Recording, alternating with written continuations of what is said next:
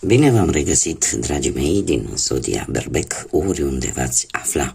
Bine ați revenit tuturor pe canalul meu, Tarot Flor de Loto. Numele meu este Nina, pentru cei care nu mă cunosc, și ca de obicei și ca de fiecare dată mă bucur să vă am alături, atât pe dragii mei abonați, cum de asemenea, desigur, și pe cei care poate sunteți pentru prima oară aici pe canal.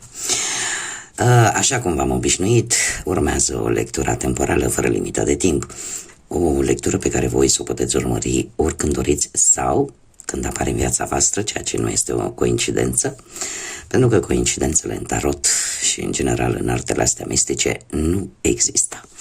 Așa că, dragilor, toți cei care aveți soarele, lună, Venus, ascendentul sau oricare alt aspect astral important din harta voastră natală și care are legătură cu Zodia Berbec, atunci această lectură este de asemenea și pentru voi. O singură rugăminte am la voi: nu uitați că voi sunteți stăpânii propriei voastre vieți. Voi vă construiți viitorul, așa că vă rog din suflet să luați decât acele mesaje care rezonează cu voi, iar restul lăsați-le să zboare în univers, pentru că sigur sunt pentru alte energii care într-o mai mică sau mai mare măsură au o legătură cu Zodia Berbec. Așa că, dragii mei, haideți să începem această lectură și să vedem cam care este situația actuală și în mare să vedem cam ce urmează să vină. Deci, ce vine pentru dragii mei care au o legătură importantă cu Zodia Berbec în următoarea perioadă de când voi urmăriți această lectură.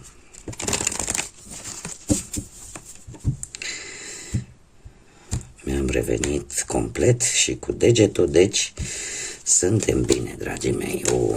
Dragilor, se pare că unii dintre voi ați lăsat ceva în urmă, ceva ce probabil că trebuia lăsat.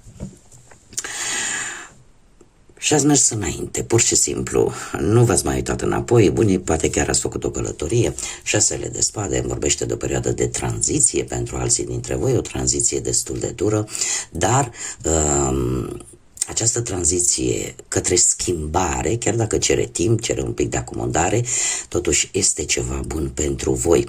Cum am mai spus, unii pot trece poate printr-o perioadă de tristețe în urma unei separări, alții în urma pierderii locului de muncă sau pur și simplu în urma schimbării de rezidență, de locație. În prezent, cu acest 7 de bâte, se pare că chiar dacă voi vă simțiți un pic amenințați de o anumită situație sau de o anumită persoană care cumva parcă ar vrea ceea ce voi dețineți, voi nu trebuie să uitați că sunteți pe o poziție dominantă și că aveți mari șanse să ieșiți victorioși. Un lucru important de care va trebui să țineți cont în următoarea perioadă și anume faptul că nu puteți mulțumi pe toată lumea și este o dorință imposibilă. În afară de acest lucru, se pare că pe alții dintre voi o ușoară teamă sau o ușoară îndoială care poate apărea în această perioadă sunt perfect normale, dar voi nu trebuie să vă pierdeți curajul și să vă urmăriți scopul. De ce? Pentru că sunteți într-o poziție de putere și indiferent cine v-ar ataca, aveți posibilitatea să vă apărați. Următoarea perioadă pentru voi vine cu acest rege de spade. Nu știu dacă veți avea de face cu zodiile de aer, Gemeni, Balanță, Vărsător, sau care poate, poate fi o energie a unei persoane cu un intelect destul de puternic, cu emoții foarte bine controlate, o persoană destul de serioasă și care, din păcate, sau din fericire poate pentru voi, nu este un personaj în care sentimentele, emoțiile să fie foarte importante, dar nu îi vor influența deciziile. Acest lucru se poate aplica și vis-a-vis de voi. Și voi puteți împrumuta aceste caracteristici ale regelui de spade și să fiți foarte serioși, să vă folosiți intelectul într-o manieră cât mai bună, cât mai rațională, să fiți foarte fermi în ceea ce privește deciziile pe care le luați și chiar dacă nu o să fiți pe placul tuturor, așa cum bine am văzut, nu puteți mulțumi pe toată lumea, totuși vă veți impune punctul de vedere și veți încerca să respectați regulile. Da? Chiar dacă poate într-un mod un pic mai excesiv. Despre ce ar mai putea fi vorba? Despre faptul că vă veți impune. Oricineva își va impune punctul de vedere într-o manieră foarte fermă, foarte hotărâtă, ori voi vă veți impune punctul de vedere de asemenea într-o manieră foarte hotărâtă. De asemenea, nu mai poate vorbi și de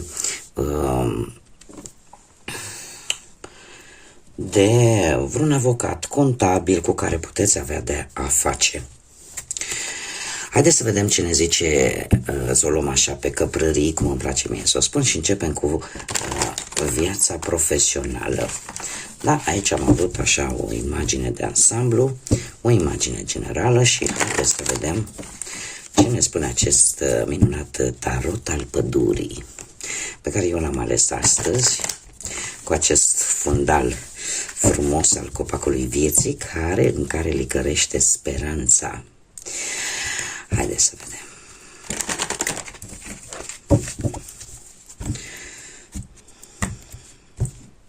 Și începem viața profesională. Dragilor, încă o dată nu, aici avem un 7 de cupe. Deci, viața profesională. Dragilor, ați avut de făcut o alegere, ați avut de unde alege, ca să zic așa, sau vi s-au făcut tot felul de oferte tentante în ultima perioadă. Aici sunteți voi și se pare că le-ați studiat cu foarte mare atenție aceste oferte pe planul ăsta profesional și se pare că veți lua o decizie care are un ușor risc, dar pe care voi vi-l asumați.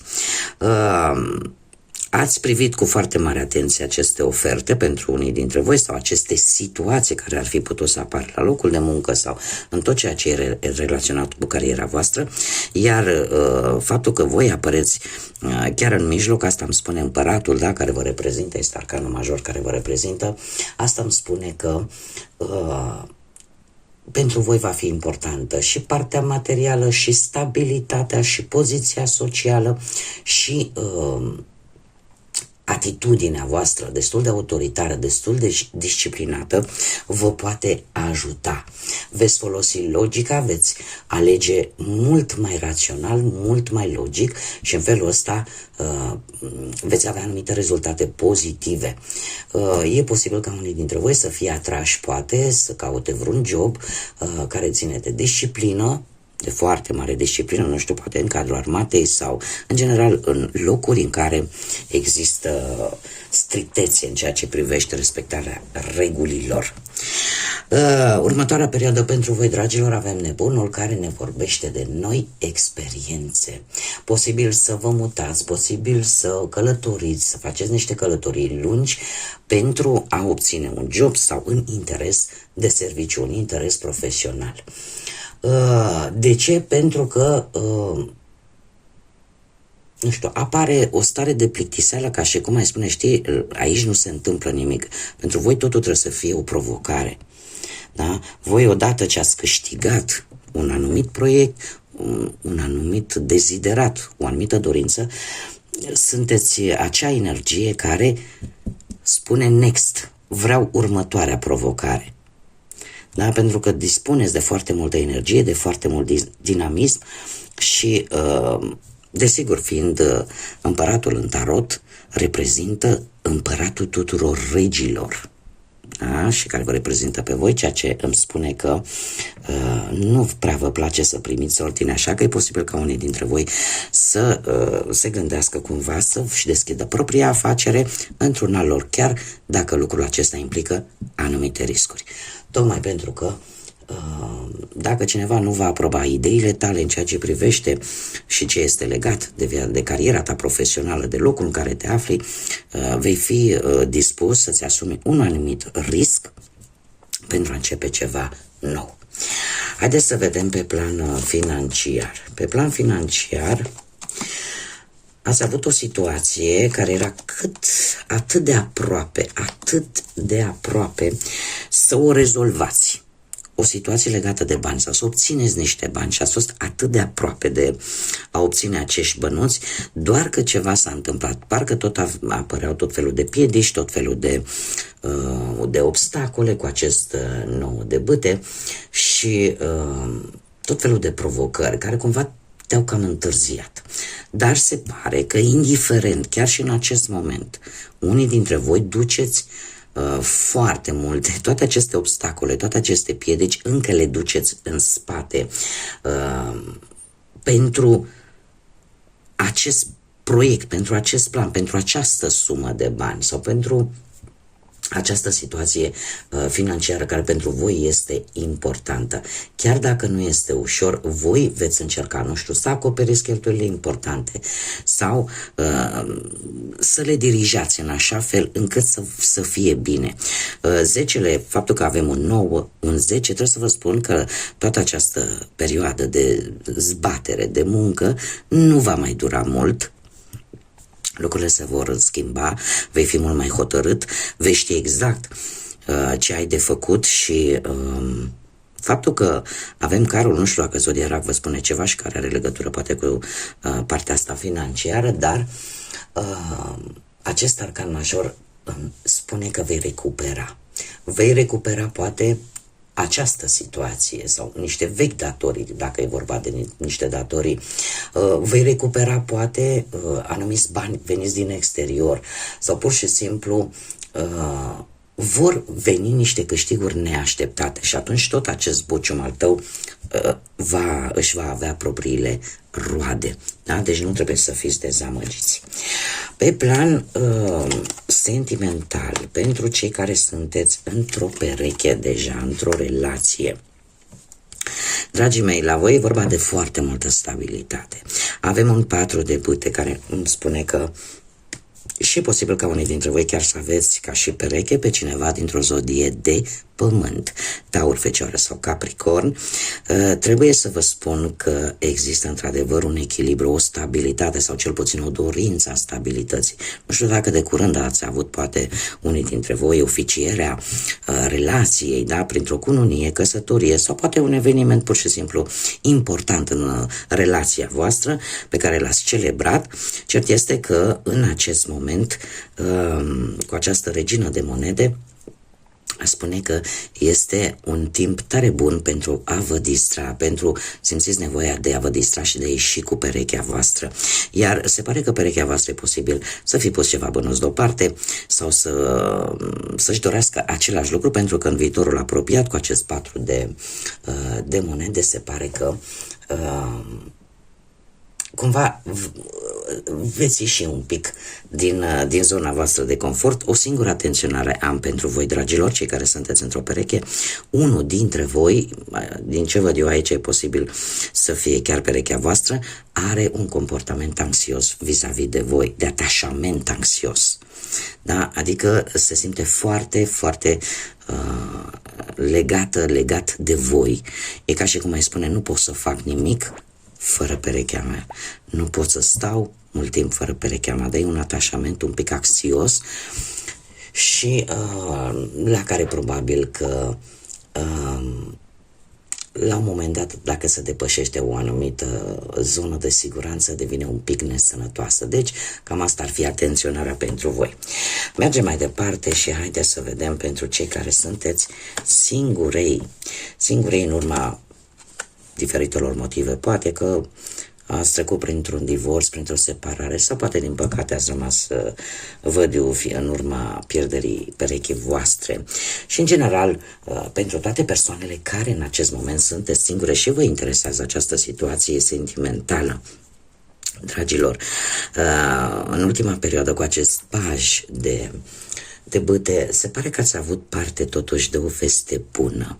De o veste bună sau poate de o persoană mai tânără ca voi, o persoană mai aventuroasă, așa mai energică, care cam te-a atras. Te-a atras nu neapărat din punct de vedere fizic, te-a atras pur și simplu prin atitudinea pe care o avea, o atitudine energică și foarte vivace. Dacă nu vorbim de acest aspect, vorbim, cum am mai spus, de o veste bună pe care voi ați avut-o, probabil, sau ați făcut o descoperire foarte importantă pentru voi, iar asta se pare că v-a schimbat un pic viața. Într-o manieră, eu aș spune, pozitivă. Aici avem un personaj, avem o energie de apă, ar putea fi zodii de apă, rac, pești sau scorpion, o energie care ar putea să încerce să vă scoată, ca să zic așa, dintr-o stare de confuzie, dintr-o stare în care voi vă tot faceți tot felul de scenarii în cap care posibil să nu aibă legătură cu realitatea, să nu aibă niciun fel de legătură sau prea puțin cu ceea ce se întâmplă în jurul vostru. Și am să mai pun o carte, da. Dragilor, această persoană pe care poate nu o cunoașteți acum, poate o veți cunoaște cât de curând, este cineva foarte empatic, este cineva foarte intuitiv, este cineva care se conectează foarte bine cu voi, are o atracție magnetică, dar asta nu înseamnă că nu știe să pună limite atunci când este necesar. Este cineva care trăiește, gândește și analizează cu inima. Această persoană va avea un rol important în următoarea perioadă pentru voi, pentru că cu acest 8 de spade e posibil ca voi să fiți într-o fază de a căuta o ieșire dintr-o anumită situație și de ce? Pentru că ori voi, ori această persoană, mare atenție, pentru că e posibil să fie și acest lucru, ori voi, ori această persoană are ceva de vindecat. Există, voi adaptați în funcție de situația voastră. Trebuie să vă spun că nimeni nu poate repara ce este în interiorul nostru dacă noi nu începem și nu ne dorim acest lucru. Și se pare că ceva se va întâmpla în următoarea perioadă, avem roata norocului, se va întâmpla ceva neprevăzut, neștiut, care vine așa pe nepusă masă, care aduc schimbări importante în viața voastră. Și din câte văd, această persoană va veni cu aceste schimbări atât de importante și care pe voi cumva vă va ajuta să ieșiți din această, ori voi, eu aș spune că voi sunteți în această stare, o stare de blocaj în care tot există acolo ceva care e nevindecat și parcă nu reușiți să ieșiți, vă învârtiți așa într-un cerc vicios. Dar eu aș spune că această persoană va veni cu, cum să spun eu, cu această schimbare bruscă care se pare că este necesară. Pentru că poate să fie și o schimbare karmică, dar care pe voi vă va ajuta cumva să ieșiți din acest cerc vicios în care vă învârtiți voi singurei. Haideți să vedem ce ne spune de data aceasta și oracolul pădurii mistice. Am zis să merg în tandem, tarotul pădurii și pădurea mistică, și să vedem ce mesaj are pentru voi, dragii mei, din Berbec acest oracol. Opa, chiar două mesaje am pentru voi, dragilor. Și hai să vedem, spune așa: adu-ți aminte cine ești. Ai acel praf de stele în oasele tale, în oasele strămoșilor și înțelepciunea și în sângele tău și în sufletul tău. Cunoaște-te pe tine și nimic nu te va doborî. Adu-ți aminte cine ești. O lume adâncită, o lume adâncă. Nu forța sau nu împinge sau nu forța propriul tău drum în viață. Să găsești acel echilibru chiar și în întuneric, de multe ori îți ia timp. Dar tu deschide-ți inima către adâncimea compasiunii în fiecare moment al zilei. Este de fapt, cred că ambele cărți încearcă să Și aș spune că sunt legate foarte mult de această carte, da, în care de multe ori rămânem blocați într-o anumită situație și uităm de fapt care este realitatea. Faptul că te îndeamnă să-ți aduci aminte cine ești, să-ți aduci aminte poate de cum să spun, de strămoșii fiecăruia dintre voi, nu? Eu de multe ori le spun la copiii mei, mi-aduc aminte de tata a fost un om așa și puternic și așa și pe dincolo, da? Pentru că, nu, fiecare genetic vorbind, moștenim câte ceva din caracteristicile înaintașilor noștri și să-ți aduci aminte că ei, așa cum au fost și au traversat perioade foarte grele și au reușit să treacă peste, tocmai pentru că și-au dat seama de fapt cine sunt și ce putere au.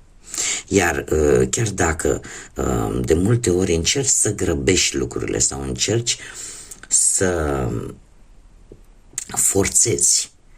forțezi anumite situații pentru a-ți construi un anumit drum în viață, de multe ori și răbdarea este o virtute. Și atunci trebuie să găsești acel echilibru între, chiar și în momentele tale cele mai întunecate, în momentele tale în care parcă ai senzația că bați pasul pe loc,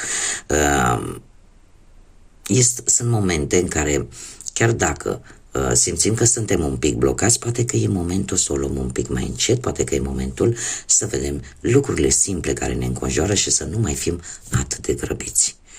Da? Pentru că graba strică treaba. Bun, dragii mei, cam atât am avut de data aceasta pentru voi. Eu vă mulțumesc tare mult pentru prezența voastră ca de fiecare dată. Vă aștept cu mare interes la următoarea lectură, dar până atunci vă doresc tot binele din lume, să aveți parte de multă energie pozitivă și, desigur, să fiți iubiți, dragilor.